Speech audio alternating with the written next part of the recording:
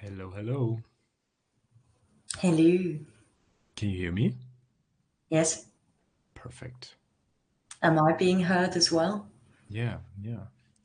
Fantastic. Sonia!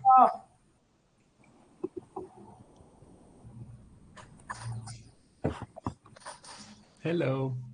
Hello, Hello. hej miteinander. You're looking nice and fresh. Yes, that's how I feel. Woo!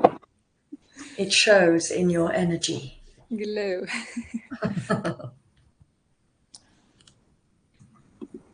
All right.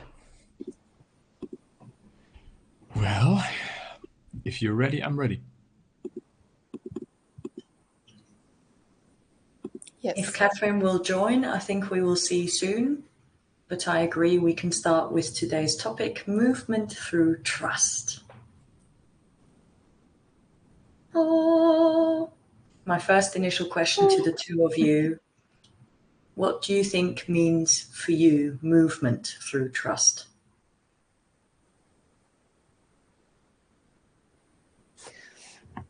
Well, I can only speak from my perspective, but I feel that it's like an ongoing process. I cannot say that I have like 100% trust. So there are moments where I feel like I trust very much. And through challenges and things that happen, trust is challenged as well. Sometimes you even feel that you lose your trust or your faith, and then moments or days or weeks or months later, you just feel I'm back. So that's feels like a dynamic process to me. Beautiful, dynamic in movement. How about for you, Matthias? I'm trying to think if I should go like all philosophical on this one.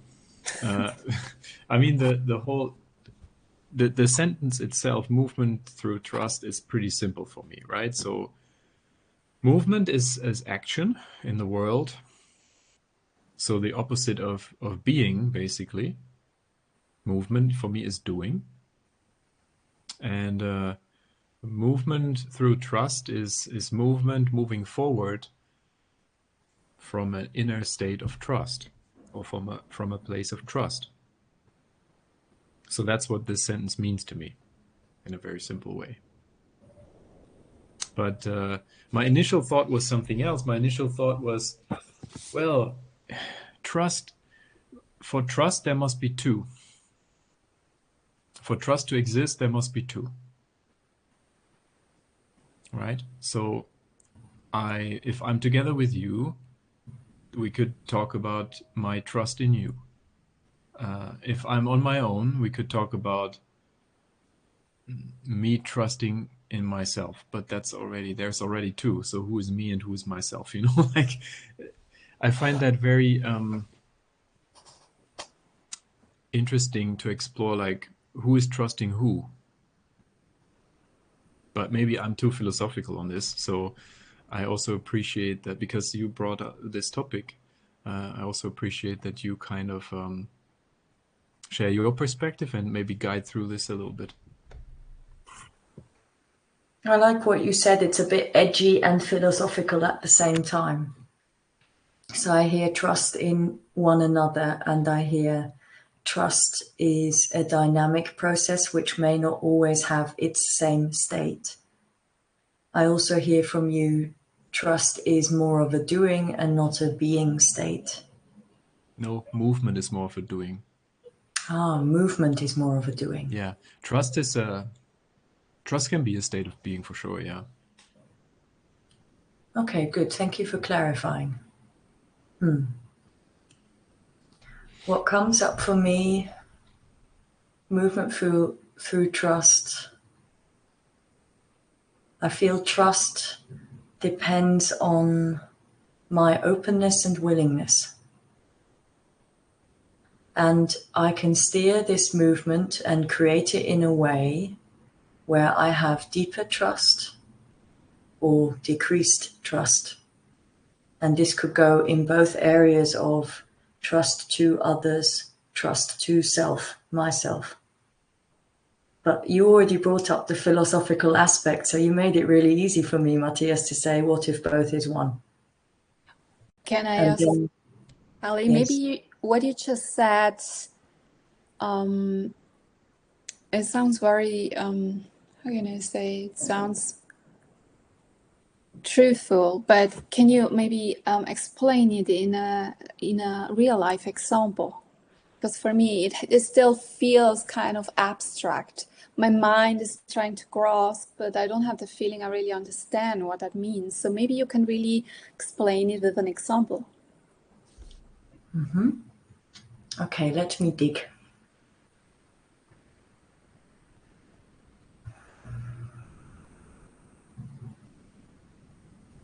Okay, let's use the example of this call right here with this topic.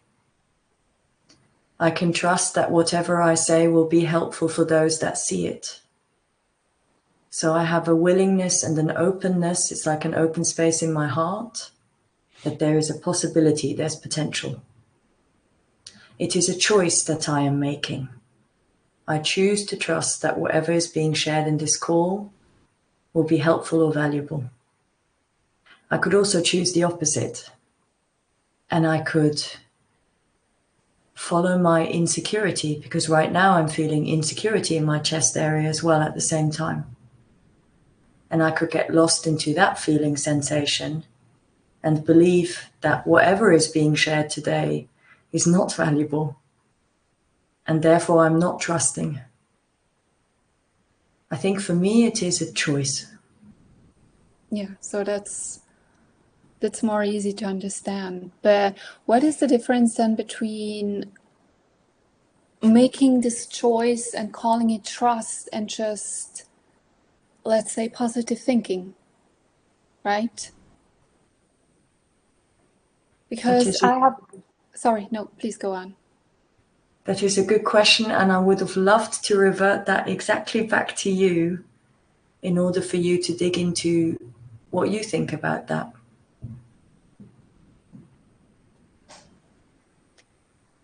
For me, it's not the same.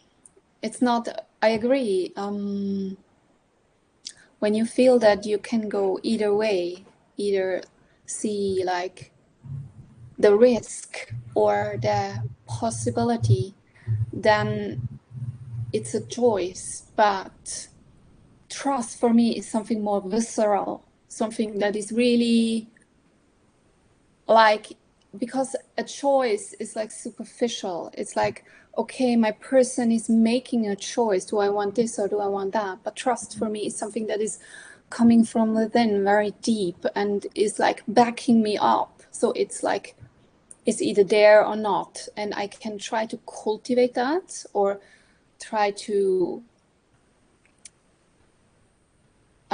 connect with that feeling, but it's not just a simple choice. It's not just a rational choice. So I think that's why I don't see it as the same thing.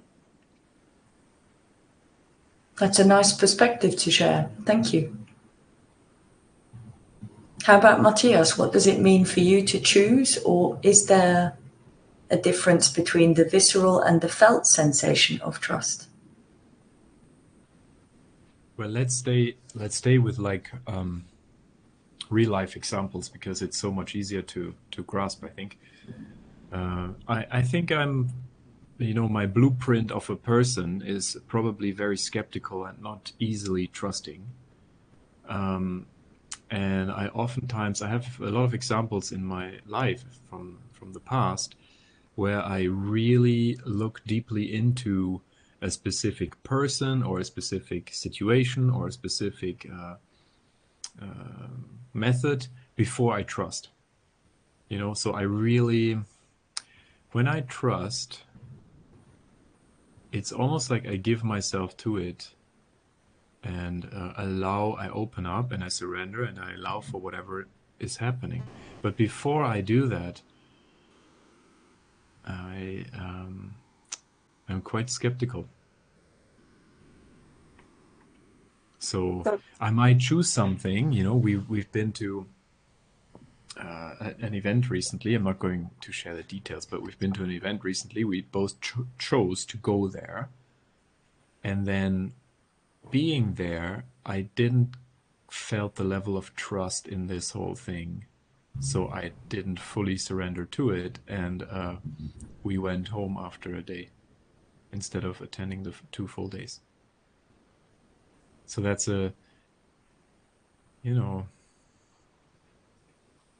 I'm an all-in type of guy, but I choose the situations where I go all in very carefully. So what you're saying basically is that it's releasing control, but you so it's releasing control, but doing the preparatory work nevertheless, right? Yeah. Because otherwise it's very difficult to release control. It might even be reckless to just say like everything will be all right? That's what I meant by that's just positive thinking. But Yes, and sometimes that's also not very wise. Like there are dangerous and harmful situations out there in the world, and we don't want to blindly trust everyone and everything. At least from my perspective, it's like that. We want to trust and then be safe and have a good experience, and that kind of opens the trust more and reconfirms the trust. But when we are met with hostility and disappointment, the aperture of the trust closes down a bit. I'm sorry, I don't want to generalize this. I'm just talking from my own perspective. I guess that brings up the notion for me in my mind. How to overcome a very intense or difficult emotional situation, but moving through it with trust. How is that different?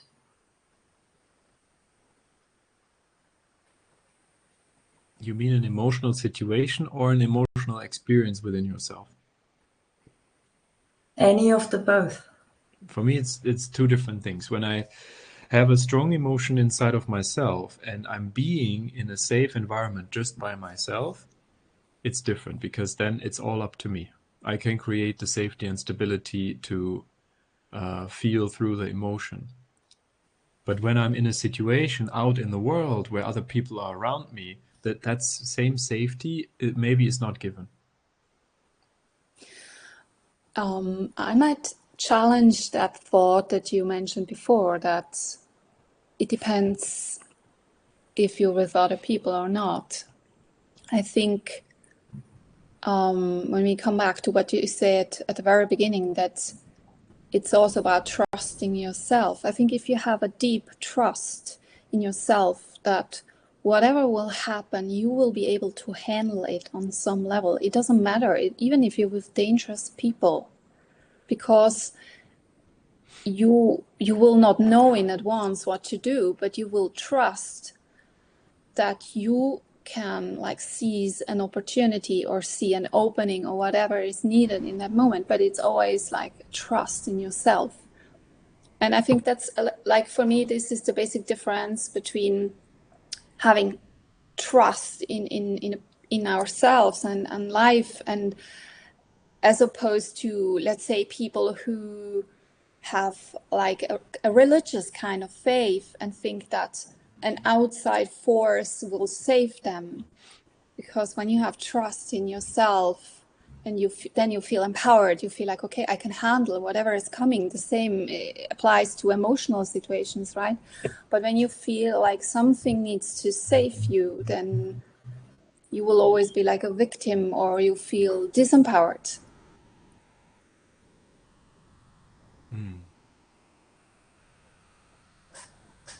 Yeah, I think there's a lot to it, what you say.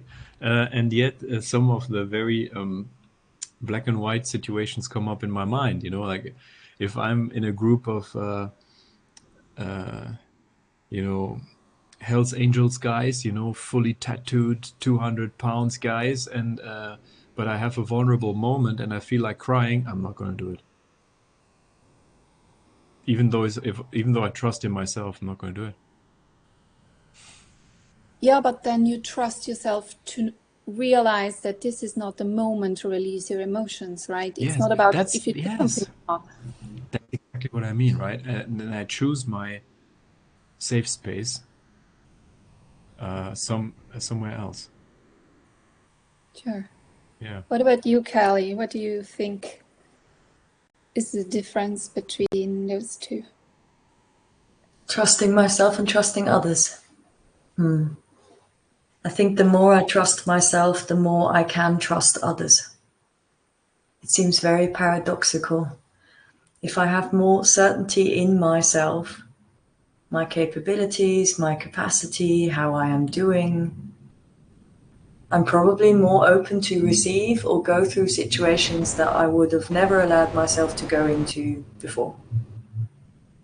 Yeah, I agree. I think it's a bit like, if I can love me, then it's easier for me to love you. Yeah, makes sense. You can only be as open with others as you can be with yourself.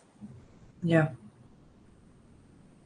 There have been many, many times where I don't trust myself. There are still enough times where I don't trust myself.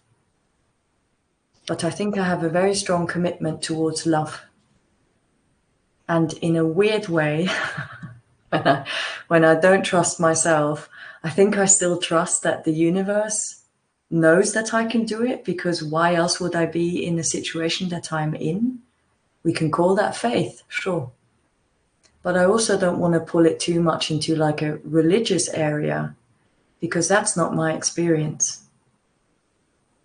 It's more like I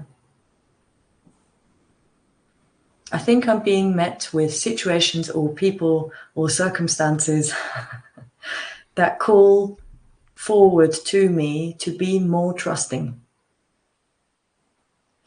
But So trusting yourself or trusting in the situation? Any of the both. would you say then, since you mentioned it, that trust is the same as love?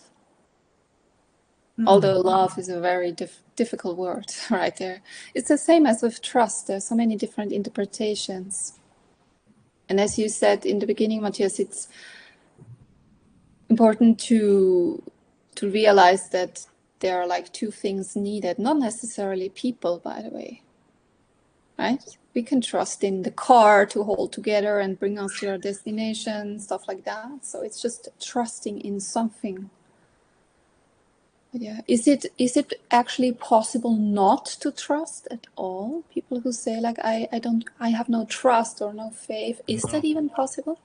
No, we saw, well, I don't know if we saw it or if it was just me, but there was this little video where somebody pulled like the logical syllogism on it.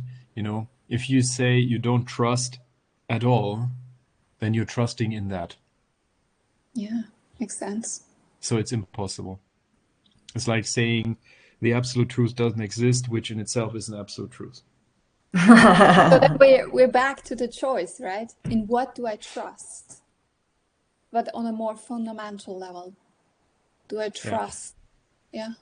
I mean, let's face it, right? If somebody has a severe traumatic experience, let's say, I'm just making this up, right? That let's say this has happened with a dog bite or something in childhood. So the traumatic reaction in that moment would be to avoid dogs, especially that type of dog or that size of dog, So there would be a difficulty to trust in dogs in general, specifically that breed. So how to heal that, right? You heal that with positive experiences. You can, of course, you can do some inner work on your own, yes.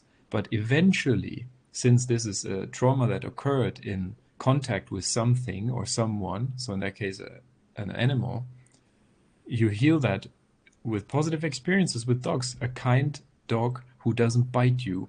And, you gently have to kind of build the trust, ease into it. And what is building trust? Building trust is releasing control. Control is an expression of fear.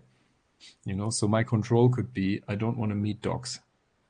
I want to stay 100 meters away from dogs. That's a form of control. And then slowly you can maybe release it and trust. But you heal in safety. Safety is, for me, is like somehow so strongly related to trust. But what is giving us safety? Let's maybe apply the same analogy to people. So what you're saying is that we can only heal, let's say, our trust in other people, in a relationship with other people. But what if we get disappointed again and again by others? So is that a sign that I'm lacking trust, that I'm not releasing control? Or is it a sign that I'm with the wrong people? Or what would you say? I would like to hand that question to Kelly, if I may, because Sure. Yes, Kelly. Because Kelly is, for me, an inspiration when it comes to trust, and I'm still learning on that front. I'd like to circle back first to Sonia's question with, is trust love? And I think intuitively I would say yes. And I'm also piecing together what Matthias just said, which was trust is releasing control, meaning releasing fear. So that circles back to trust can be love. Okay, we could establish that as a truth. And now in regards to your question, is it like the people that I feel safe with, or is it really just I'm not trusting myself? I'm sort of reminded by Teal's one sentence, what would a person who loves themselves do? And if love is trust, then the answer to that question would be pretty clear. If the people that I'm spending time with right now and I don't feel safe and I don't trust them, then a person who would love themselves would probably go away from them and go to a different place or commune with other beings. If it meant something more, I don't trust myself, answering that question, what would a person who loves themselves do? I think I'd try and find as many pieces within myself that I'm not trusting or that don't trust me. This is very paradoxical and very airy-fairy here, I know. And I would try and be with those parts to figure out what's going on. And by being present with it, again, circling back to trust is love, if that is a truth, then by being present with it, I would love myself at the same time. Wow. That was a really extensive answer. Beautiful. I mean, you packed so much into that, the parts work, right? And yeah, also like, that's always the question, is it us? Is there something in me that needs to heal or that I need to release maybe? Or is there actually something in my environment or in my life that doesn't align with who I am when I'm authentic, right? It's also about authenticity. I think if trust is love, then it wouldn't mean that you have to live a senseless life, meaning you don't have to step into senseless or useless situations where you don't feel you can trust yourself or others. So we circle back to the question of choice. I can always choose anew, right? I can choose to leave a situation or stay. Well, one thing that popped up for me when you talk about trust is also the topic of boundaries, and especially trust in myself. I see people who have a hard time trusting others, actually lacking capacity in setting boundaries. You know, or even less so, even just voicing preferences and needs. If I don't do that, if I don't set boundaries in communication, people will inevitably cross my boundaries all the time without knowing. They just don't know, you know. Yes. And every time that happens, I trust less. So it's a bit of the It's a snake bites its conundrum, own, isn't it? the snake bites its own tail kind of thing. So when I start voicing my needs, when I start setting boundaries, some people are actually keen on upholding and being respectful, and others are not, right? But if I set a boundary and somebody respects it, man, that instantly makes me trust that person more. But I need to first actually inform people what bothers me and what doesn't. Otherwise, how would they know? So this whole thing of making assumptions, they should know. Of course, this is obvious. Everybody should know. No, like that's also another topic. I mean, the three of us, we have different boundaries, so we need to figure them out. And sometimes we are not even aware. So we just realize once they're overstepped somehow, and then we can start communicating and build trust. For me, trust is being also strongly built by transparency and respect and, communication. Somebody can be really like opinionated or even harsh, but when they are being transparent about it, I have an easier time trusting them. I have a really hard time trusting people that I can't read. You know what I mean? Like, because they are, I can't figure them out. Yeah, they might have a hidden agenda or something. Yeah, exactly. So that sounds to me like the skepticism comes back in and fear comes back in, which is saying, I cannot be safe as long as I cannot read this person in front of me. If there is intransparency, yes. Somebody who has nothing to hide would communicate openly, But that is an assumption too. Well, yes, it is. Yeah. Yeah, I have to admit it. I'm a more skeptical person.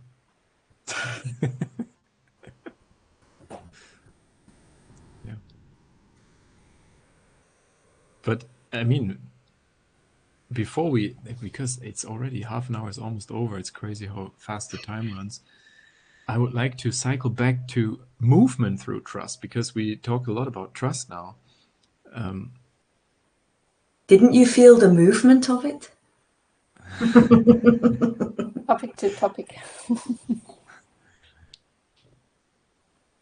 How can I move in life with trust? Are there some tangible, practical, easy ways to do that?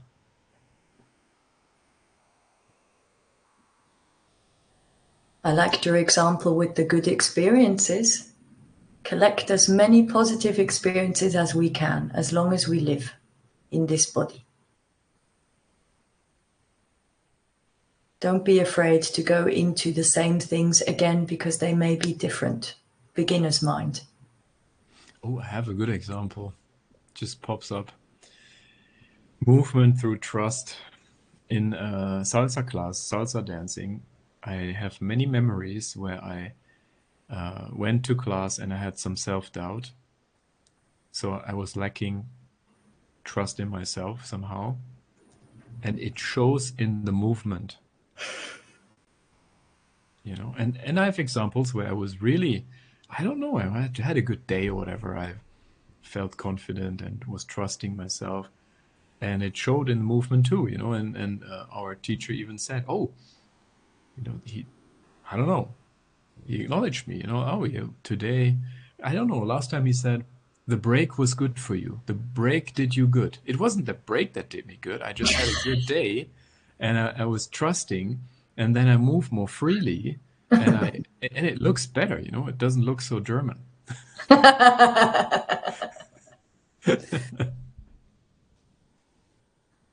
Yeah. How about you, Sonia? I don't know, honestly. I don't know. It's really, I'm really curious, it's nice because the three of us have a different relationship to trust. And I'm sure that everyone who's watching has their own, view on trust and relationship and experience with trust in their life. So I'm curious to hear about that. Also, the skeptical comments are always welcome. And also the positive and good experiences are welcome if you have any. So please share in the comments below when we share the recording. And yeah, from my side, that would be it. Do you have anything to add to wrap up the session? No, I would love to hear some other voices, comments as well. Hear everybody's experience or opinion or perspective. Very good. Thank you for this open sharing today, and for the lightness and the laughter and the challenging questions. It's good because it makes me ponder more on trust. And I will introspect on this a bit more to figure out in which moment specifically am I not trusting myself enough? Because that's usually the crux of my trust issue, if anything. So thank you. You are refreshing my introspection. Thank you. Thank you for sharing. I have trusted this room. There you go. Thank you. Take care. Bye.